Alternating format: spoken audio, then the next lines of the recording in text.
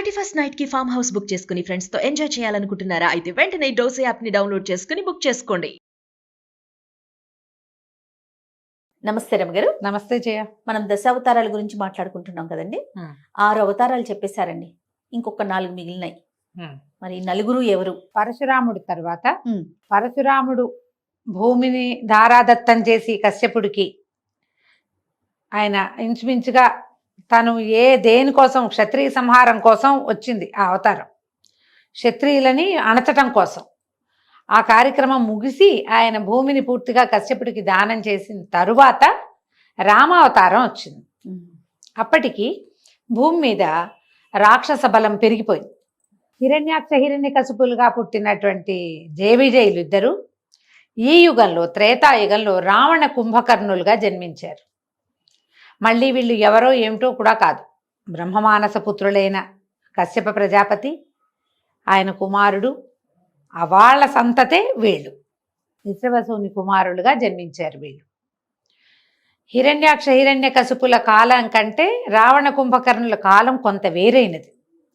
రావణాసురుడు ప్రగల్భంగా ఉన్నాడు, బలవత్తరమైన శక్తిగా రూపొందాడు. అవును, ఆయనతో పాటే సమానమైన శక్తియుక్తులు ఉన్నప్పటికీ బ్రహ్మదేవుడు అతను కోరుకున్నటువంటి వరంలో కొంత సరస్వతీదేవిని అతనిని నాలుకని కంట్రోల్ చేయమని ఒక సహాయం కోరి, ఆమె వల్ల అమ్మవారు అతని నాలుక మీద ఉండి 6 నెలలకు నిద్రాకాలం, నిద్ర ఎక్కువగా కోరుకునేలాగా చేశారు.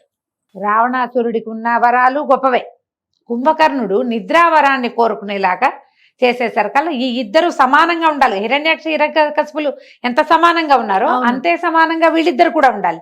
అలా ఉండాల. రావణుడు బలవత్తరమైన శక్తిగా రూపొంది అతనంత బలము కలిగినప్పటికీ నిద్రాపరవశుడుగా ఉండేటువంటి వరాన్ని పొందిన కుంభకర్ణుడు పెద్దగా ఆయన ప్రతాపాన్ని చూపించే అవకాశం లేకపోయింది, తగ్గింది. ఎఫెక్ట్ తగ్గిందనమాట త్రేతాయుగానికి. రావణాసురుడే ఇద్దరి బదులు విజృంభించి ఉన్నాడు. ఇతనికి వేదాంగాలు చదువుకున్నవాడు, సంగీతజ్ఞుడు, అపరిమితమైన శివభక్తి కలిగిన వాడు, శివపూజా దురంధరుడు. వీటితో పాటుగా స్త్రీలోలుడు, ఆ వాక్యం కూడా అతనికి తోడైంది. మన కాలనైతే విమెనైజింగ్ అని చెప్తాం. అవతల వాళ్ళ ఇష్టానిష్టాలతోటి ప్రమేయం లేకుండా స్త్రీలని చెరబట్టడం ఆయన ప్రవృత్తిగా కనపడుతుంది. మిగిలినవన్నీ అద్భుతమైన లక్షణాలు. చాలా తపస్యాలి ఆయన. రావణాసురుడు చాలా గొప్పవాడు, అమోఘ వరాలు పొంది ఉన్నాడు బ్రహ్మ నుంచి. ఎవ్వరి వల్ల మరణం లేకుండా నరవానరులు తప్ప, ఇట్లా చెట్ల మీద వాటి మీద తిరిగే జాతి నరులు, వీళ్ళు బలహీనులని ఆయన ఉద్దేశం, అంతే. మిగిలిన ఎవ్వరి నుంచి వరం లేకుండా దేవతలు, దేవజాతులు ఉన్నాయి కదా, దేవగంధర్వ కిన్నర కింపురుషాదులు, యక్షులు బోల్డంత మంది ఉన్నారు. వాళ్ళలో ఎవ్వరి వల్ల ఆయనకి మరణం లేదు అతనికి. ఆ సమయంలో ఈ దేవతలందరూ బ్రహ్మదేవుడికి చెప్పారట, మన రావణాసురుడితో చాలా ఇబ్బందిగా ఉంది, ఆర్యావర్తం అంతా అతని దీంతో నిండిపోయి ఉంది, జనస్థానం అంతా రాక్షసులు, తర్వాత ఏమో మన దండకారణ్యం అంతా రాక్షసులు, వాళ్ళు అక్కడ ఋషులందరూ చేరేది అక్కడ, వీళ్ళని తపస్సులు చేసుకొని ఇవ్వటం లేదు, ఏం చేయాలి? అప్పుడు విష్ణుమూర్తి వీళ్ళకి సహాయం చెప్పాడు. భూలోకంలో దశరథ మహారాజు పుత్ర సంతానం కోసం వాంఛలో ఉన్నాడు. వీళ్ళు సూర్యవంశీయులు. దశరథుడు అప్రమేయ పరాక్రమం కలిగిన వాడు. తర్వాత ఏమో ఆయన వంశం చాలా గొప్పది, ఆయనకు సంతానం కావాలి, ఆ సంతానంగా నేను జన్మిస్తాను. ఈ సహాయం చేయటం కోసం నాతో ఉండేటువంటి 4 శేషుడు, శంఖచక్రాదులు కూడా నాతో జన్మిస్తారు. నా అంశలతోటి, 4 అంశలతోటి నేను అక్కడ జన్మిస్తా. ఈ దేవతలందరూ కూడా అప్సరసలతో కలిసి ఇక వానరులని, లాంగూలములు అంటే యమనాలి, కోతులు, కొండముచ్చులు, తర్వాత ఏమో మన ఎలుగుబంట్లు, ఈ 3 జాతులని సృష్టించండి సహాయం చేయటానికి అని ఆజ్ఞ ఇచ్చారని చెప్తారు. ఒక్క కథనం తెలియజేయబడుతుంది. ఆ సమయంలోనే దశరథ మహారాజు ఏం చేశారు, వీళ్ళు భగవంతుడితోటి దేవతలందరూ మాట్లాడుకున్న తర్వాత చకచక ఈ వానరాలందరూ పుట్టడం మొదలుపెట్టారు. వానరులు ఒక్కొక్క దైవపు అంశతోటి ఒక్కొక్క వానరుడు చొప్పున జన్మించారు. వాయుదేవుడి సంతానంగా ఆంజనేయ స్వామి, వాలి సుగ్రీవులు, మిగిలిన మొత్తం నలుడు నీలుడు మైందుడు ద్వివిధుడు వీళ్ళందరూ కూడా ఒక్కొక్క దేవతాంశతోటి జన్మించారు. వాళ్ళది ఒక ప్రత్యేక సామ్రాజ్యం ఏర్పడి ఉన్నది. అప్పుడు దశరథ మహారాజు ఏం చేశారట, పుత్రకామేష్టి యాగం చేశారు. ఆ పుత్రకామేష్టికి ఒక ప్రత్యేకమైన విధానము, అది అందరూ చేస్తే ఫలించదు. దానికోసమని ఆయన ప్రత్యేకంగా ఋషిని తీసుకొచ్చారు. ఋష్యశృంగ మహామునిని తీసుకొచ్చుకుని ఆయనతోటి ఈ యజ్ఞం చేయించారు. అశ్వమేధము చేశారు ముందు, తర్వాత పుత్రకామేష్టి కూడా చేస్తే ఆ పుత్రకామేష్టి యాగం పూర్తయిన తర్వాత ఒక దైవం, ఒక ఆయన దీనిలో యజ్ఞపురుషుడు బయటకు వచ్చి వీరికి పాయసాన్ని ఇచ్చాడు దశరథ మహారాజుకి. ఆ పాయసాన్ని 4 భాగాలు చేసి సగభాగం ఒక ఆవిడికి, అందులో సగం ఇంకొక ఆవిడికి, మిగిలిన దాంట్లో సగం మళ్ళీ వెనక్కి అలా పంచి 3 భార్యల యందు పాయసాన్ని 4 భాగాలుగా పంచారు దశరథ మహారాజు. ఆ పంచబడిన పాయసంలోని ప్రథమ భాగం సగభాగానికి రాముల వారు అట్లా జన్మించారనమాట. శ్రీరాముడు, లక్ష్మణ, భరత, శత్రుఘ్నులు. లక్ష్మణుడు శత్రుఘ్నుడు 2 భాగాలు సుమిత్రాదేవికి ఇవ్వడం వల్ల ఆమెకి కవలలు జన్మించారు. 2 కుమారులు. కైకేయీదేవికి భరతుడు జన్మించాడు. ఈ 4 కుమారులు చక్కగా పెరిగారు. పెరుగుతూ ఉండగా విశ్వామిత్ర మహాముని వచ్చారు. వీళ్ళకి ఏంటంటే దశరథ మహారాజుకి రఘువంశానికి కులగురువు వశిష్ఠులు. మొట్టమొదటి రాజుల నుంచి తర్వాత చివరి రాజుల వరకు ఎప్పుడూ ఆయనే కులగురువుగా ఉన్నారు. అయితే విశ్వామిత్ర మహాముని వచ్చి మేము ఒక యజ్ఞం చేసుకుంటున్నాం, ఆ యజ్ఞానికి చాలా ఇబ్బంది కలుగుతోంది, కాబట్టి యాగరక్షణ కోసం నీ కుమారులని పంపించమని అడిగి రాముణ్ణి అతనికి తోడుగా ఎప్పుడూ కలిసే ఉండేటువంటి లక్ష్మణుణ్ణి వాళ్ళిద్దరిని విడదీయలేం. రాముడు రామానుజుడు అనమాట. రామానుజు అంటే రామానుజం అంటే తమ్ముడు, రామానుజులు అంటే లక్ష్మణ స్వామి. భరతుడు శత్రుఘ్నుడు కూడా రాముడు తమ్ముళ్లే, కానీ ఈయనే రామానుజుడుగా ప్రఖ్యాతుడు అనమాట. లక్ష్మణుడే. రామలక్ష్మణులు ఇద్దరిని వెంబడి పెట్టుకుని తీసుకువెళ్ళి ఈయన పరిపూర్ణ మానవావతారుడుగా జన్మించాడు ఇక్కడ. ఎందుకంటే ఈ రావణాసురుడు కేవలము మానవుల చేతిలో మాత్రమే మరణాన్ని పొందేటువంటి వరాన్ని పొంది ఉన్నాడు. ఎక్కడా తన భగవద్ అంశని కానీ భగవత్ విభూతిని కానీ చూపించలేదు రాముల వారు. మొదటి పుట్టిన రోజు దగ్గర నుంచి, తొలి రోజు నుంచి సరయూ నది ప్రవేశం చేసే వరకు సాధారణంగా మానవులు ఎలా ఉండాలో చూపించారు. మానవులకి ఎలాంటి భావోద్వేగాలు ఉండొచ్చు అదే చూపించారు. వేరేదేం చేయాల. ఆయన నన్ను దశరథాత్మజుడుగా తెలుసుకోండి అని చెప్పారు. దశరథాత్మజుడుగానే ఉన్నారు. మొదటిసారి వెళ్ళినప్పుడు విశ్వామిత్రుడి వల్ల ఈయన బల అతి బల అని 2 పెద్ద విద్యలు నేర్చుకున్నారు. ఆకలి దప్పులు ఉండవు.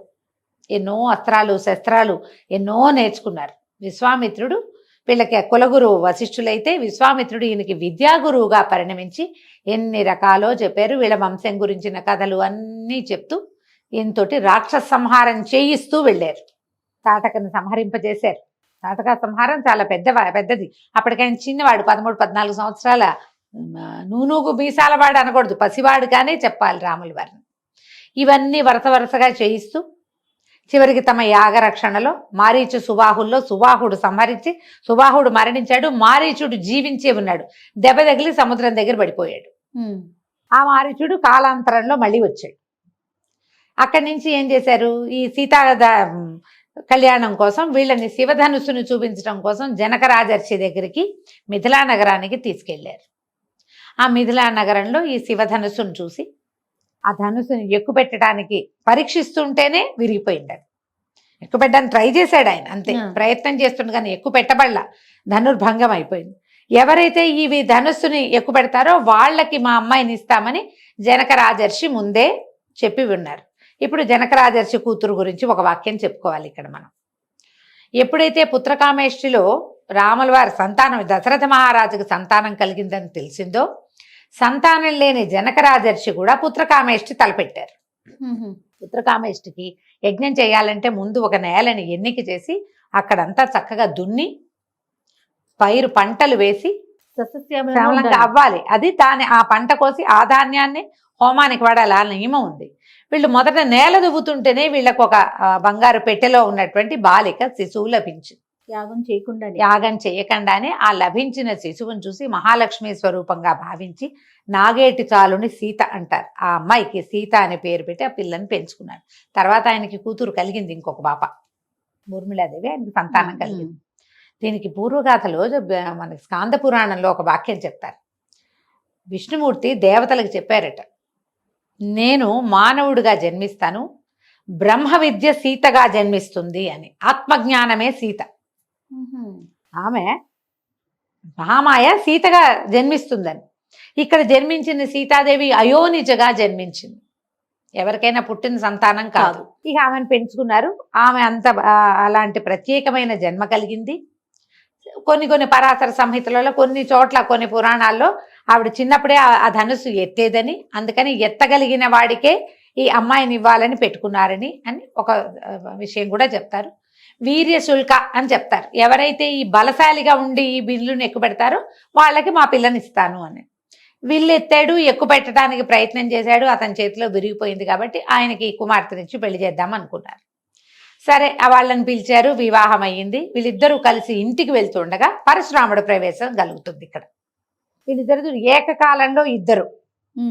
ఈయన పరిపూర్ణ స్వరూపుడు, పరిపూర్ణ విష్ణు స్వరూపుడు రాముల వారు, అంశాస్వరూపుడు పరశురాముడు. ఆయన వచ్చి కనపడ్డాడు. నువ్వు శివధనస్సుని విరిచావుట, నా దగ్గర ఇదిగో వైష్ణవ ధనస్సు ఉంది, దీన్ని విరవమంటే ఎక్కుపెట్టమంటే అది చేతికి ఇచ్చేసరికల్లా ఈయనకి వాళ్ళ ఇద్దరి స్పర్శ తగిలేసరికి ఆయనకి తెలిసింది పరశురాముడికి, తను నిలబడి ఎవరి ముందైతే నిలబడ్డాడో అతడు సామాన్య మానవుడు కాదని, సాక్షాత్ భగవద్విభూతే మానవాకారంలో మనకి కనపడుతోందని ఆయన తెలుసుకున్నారు. తెలుసుకుని నన్ను క్షమించమని వేడుకొని ఈ ఎక్కుపెట్టిన బాణాలని తన తపలోకాల మీద వేసేయమని నమస్కారం చేసి వెళ్ళిపోయారు. దశరథ మహారాజు దీనికి ప్రత్యక్ష సాక్షిగా ఉన్నాడు. కానీ తన కుమారుడే కాదని, సాక్షాత్ భగవంతుడని ఆయన తెలుసుకోలే. విష్ణుమాయా విలాసం వల్ల తెలియలేదు. తర్వాత కొంతకాలం హాయిగా ఉన్నారు అందరూ. ఆయన రాముల వారికి యువరాజు పట్టాభిషేకం చేయదలుచుకున్నప్పుడు తృతీయ భార్య, మూడో భార్య అయిన కైకాదేవి ఏం చేసింది, రాముల వారిని అడవులకు పంపాలని వరం కోరుకుంది. తన కొడుక్కి పట్టాభిషేకం చేయమని రాముడిని అడవికి పంపించమంటే రాముడు అడవికి వెళ్ళడం సిద్ధించింది, కానీ కొడుకు పట్టాభిషేకం మాత్రం కుదరలేదు. అట్లా ఈ పినతల్లితోటి ప్రేరేపించబడినటువంటి రాముడు అడవికి వెళ్ళారు. ఇప్పుడు ఈయన ఇక్కడే పట్టాభిషేకం చేసుకుంటే ఆ జనస్థానం ఎట్లా ఖాళీ అవుతుంది, ఆ దండకారణ్యం ఎట్లా ఖాళీ అవుతుంది, ఆర్యావర్తం అంతా నిండి ఉన్న రాక్షస సంహారం ఎట్లా జరుగుతుంది, అదంతా జరగాలంటే ఇక్కడ ఏదో ఒకటి జరగాలి. ఇక్కడ ఇది జరిగింది, అలాగే కదా జరుగుతాయి. అక్కడ ఏదో అవ్వాలంటే ఇక్కడ ఏదో ఒక మార్పు వస్తుంది. ఇక్కడ ఈ మార్పు వచ్చింది. అత్యంత ప్రీతిపాత్రుడైన రాముణ్ణి అడవులకి పంపించమని కోరుకుంది ఆవిడ. ఆమెకు చాలా ఇష్టం ఆయన అంటే. ఆమె చేతుల్లోనే పెరిగిన కుమారుణ్ణి ఆ మాట అడిగింది. అంటే ఇందుకోసమే ఈ వెళ్ళినప్పుడు ఏం చేశాడు, ఆయన భార్య సమేతుడుగా లక్ష్మణ ద్వితీయుడుగా ఈయన అడవికి ఊరేగి వెళ్ళిపోయాడు. వెళ్ళిన తర్వాత 14-13 సంవత్సరాలు గడిచినాయి. హాయిగా ఉన్నారు. ఎప్పటికీ అక్కడ ఉన్న దండకారణ్యంలో ఉన్న రాక్షసులందరినీ చంపేశాడు ఆయన. జనస్థానంలో, దండకారణ్యంలోనూ చేశారు చిన్న చిన్నవి. జనస్థానంలో ఖరదూషణాదులందరినీ సంహరించాడు. మన శూర్పణఖ రావటం, ఆమె వచ్చి ఈయన మీద వ్యామోహం చెంది సీతాదేవిని తీసేస్తేనే ఈయన తనకి వశపడతాడని ఆమె మీదకి దూకేసరికి లక్ష్మణ స్వామి శూర్పణకి ముక్కు చెవులు కోసాడు. కొంచెం విరూపిని చేశాడు. ఆమె ఖరదూషణులకి చెప్పింది. ఖరదూషణుల మీద యుద్ధానికి వెళ్ళి వాళ్ళందరినీ తెగటార్చేశాడు రాముడు. మొత్తం ఖాళీ అయిపోయింది జనస్థానం. ఇది వల్ల కాదని ఈ శూర్పణఖ ఏం చేస్తుంది, రాముడి దగ్గరికి వెళ్ళి మొత్తం కథ అంతా చెప్పింది. రావణాసురుడి దగ్గరికి వెళ్ళి, ఇక్కడ వీళ్ళ దగ్గర మహాసౌందర్యవతైన స్త్రీ ఉందని, ఇలాంటి వాడి పక్కన ఉండాలి, మానవుడి పక్కన ఉందని అతన్ని కొంచెం ముందుకు చేసి ఇక్కడికి వచ్చేలాగా చేసి, ఆయన సరాసరి అయితే రాముడు లక్ష్మణుడు ఉండగా ఆమెను తీసుకెళ్లలేమని మారీచుడిని ప్రేరేపించి, మారీచుడు చెప్పాడు, నువ్వు రాముడిని ఏం చేయలేవు, రామో విగ్రహవాన్ ధర్మ అని చెప్తాడు మారీచుడు. చిన్న బాలుడుగా ఉన్నప్పుడే నన్ను అక్కడ కొట్టి ఇక్కడ పడేశాడు, ఇప్పుడు కూడా వాళ్ళు మాను ఋషుల వేషాల్లో తిరుగుతున్నారు, భయం వేసింది నాకు అతన్ని చూస్తే, మళ్ళీ పారిపోయాను నేను, అతన్ని గెలవలేవు నువ్వు, నీ వల్ల కాదంటే ఆయన భయపెట్టి బెదిరించి మారీచుడితోటి బంగారు లేడి వేషం వేయించాడు. ఆ బంగారు లేడిని చూసి సీతాదేవి, ఆవిడికి తెలీదు ఇది బంగారు లేడి ఉండదని, తెలుసు ఆవిడకి. మరి ఎట్లా ఇది జరిగేది కదా, కథ ముందుకు వెళ్ళాలిగా. ఆ లేడీని కావాలని ఒక సామాన్యమైన లేడీ కోసం భర్తని పంపించి లక్ష్మణుడిని పంపించి తను అసహాయ స్థితిలో రావణాసురుడికి దొరికేసింది. ఆయన తీసుకుపోయాడు. ఇక వీళ్ళిద్దరు అన్నా తమ్ముడు వెతుక్కున్నారు. ఇప్పుడు అసలు కథ ఎక్కడ ప్రారంభమైంది? రాముల వారి కంటే ముందు పుట్టినటువంటి వానరులు, లాంగూలములు, వృక్షజాతి అంతా ఇప్పుడు కనపడింది. ఎప్పటి కథ అంతా ఎంత నడిచింది చూడు రాముడి కథ. బోళ్ళంత ప్రయాణం ఆయన 13 ఏళ్ళు నడిచిన తర్వాత ఈ అడవులన్నీ నడిచాక ఆ బ్రహ్మ విద్య పూర్తిగా ఆయన చేతిలో నుంచి బయటికి వెళ్ళిపోయాక అప్పుడు కనపడ్డారు. అప్పటిదాకా వీళ్ళ ప్రస్తావన రాదు రామాయణంలో, వాల్మీకంలో కనిపించదు. ఇప్పుడు వస్తారు. ఈ వెతుక్కుంటూ వెళ్తారు. సీతను వెతుక్కుంటూ వెళ్తే వీనికి విరాధుడు, కబంధుడు, ఇలా రాక్షసులు వాళ్ళు వీళ్ళు కనిపిస్తారు. విరాధుడే నాకు గుర్తుండు. ముందుకెళ్ళేసరికల్లా శబరి. అక్కడి నుంచి ఇక్కడికి వెళ్తారు. ఈ మన వానరులు వాళ్ళు ఉన్న పంపా సరస్సు తీరము. ఈ వానరుల రాజ్యం కిష్కింధ వైపుకి నడిచి వెళ్ళేసరికల్లా వీళ్ళకి సుగ్రీవుడు ముందే వీళ్ళని చూసి, అన్నదమ్ములిద్దరిని చూసి బలశాలులుగా ఉన్నారు, ధనుర్బాణాలు ఉన్నాయి, వాలే పంపించాడని భయపడి తన మంత్రి అయిన ఆంజనేయుడిని వీళ్ళ దగ్గరికి పంపించారు. ఆంజనేయుడు వచ్చి వీళ్ళని ప్రశ్నించి కనుక్కొని వీళ్ళని సుగ్రీవుడితో స్నేహం కలిపాడు. సుగ్రీవుడికి అతని అన్నకి పడదు. ఆ అన్న అయినటువంటి వాలిని సంహరించి సుగ్రీవుడికి కిష్కింధ రాజ్యానికి పట్టాభిషేకం చేశాడు శ్రీరాముడు. తర్వాత ఆయన ఆజ్ఞతోటి ఈ వానరులందరూ దేశం 4 పక్కలకి, భూమి 4 పక్కల వెతుక్కుని ఎక్కడైతే సీతాదేవి వెళ్ళిపోయింది, వీళ్ళకి సీతాదేవి ఆభరణాలు కూడా కొన్ని దొరికినాయి ముందు. ఈ ఆభరణాలను బట్టి ఆమెవేనని గుర్తించి ఈ వైపుకే ఏటో తీసుకెళ్లబడిందని, ఎక్కడ ఖచ్చితంగా ఆమె ఉందో కనుక్కున్నారు. కనుక్కుని దక్షిణ సముద్రం నుంచి ఈ అటువైపు లంకానగరంలో సీతాదేవి ఉండేందుకు అవకాశం ఉందని ఆంజనేయ స్వామి మిగిలిన వానరులు తన 4 గ్రూపులు చేశారు. ఈ మొత్తం వానరులను దక్షిణం వైపుకు వెళ్ళిన గ్రూపులో ఉన్నవాడు ఆంజనేయుడు. ఆయనే లంకానగరాన్ని ప్రవేశం చేసి భాగవతోత్తముడైన ఆంజనేయ స్వామి శ్రీరాముడికి భక్తుడైపోయాడు. ఆయన అక్కడికి వెళ్ళి లంకానగరంలో సీతను చూసి మళ్ళీ వెనక్కి వచ్చి మొత్తం అందరూ కలిసి వెళ్ళి ఆ తర్వాత ఈ సముద్రం మీద ఒక వారధి కట్టి లోపలికి గంగానగరానికి ప్రవేశం చేసి రావణుడితో శతవిధాల యుద్ధం చేసి చివరికి రావణ సంహారం చేసి, కుంభకర్ణ సంహారం చేసి, రావణుని కుమారుడైన ఇంద్రజిత్తుని తదితరులందరినీ సంహరించి రావణుని తమ్ముడైన విభీషణుడికి లంకారాజ్య పట్టాభిషేకం చేసి సీతాదేవిని వెనక్కి తెచ్చుకున్నారు. ఈ మొత్తం కథలో ఎక్కడ ఇంత ప్రయాణంలో ప్రతి చోట ఒక పురుషోత్తముడైన మానవోత్తముడు అతనినే చూపించారు తప్ప ఎక్కడా దైవం వీళ్ళకి సహాయం చేసినట్టుగా కానీ, ఆయనలోంటి అతిమానుషమైన శక్తి ఏదైనా ఇక్కడ ప్రవర్తించినట్టుగా కానీ జరగలేదు. ఈ అవతారం తీసుకున్నాడు. మానవ అవతారం సంపూర్ణ మానవ అవతారంగానే ఉన్నారు.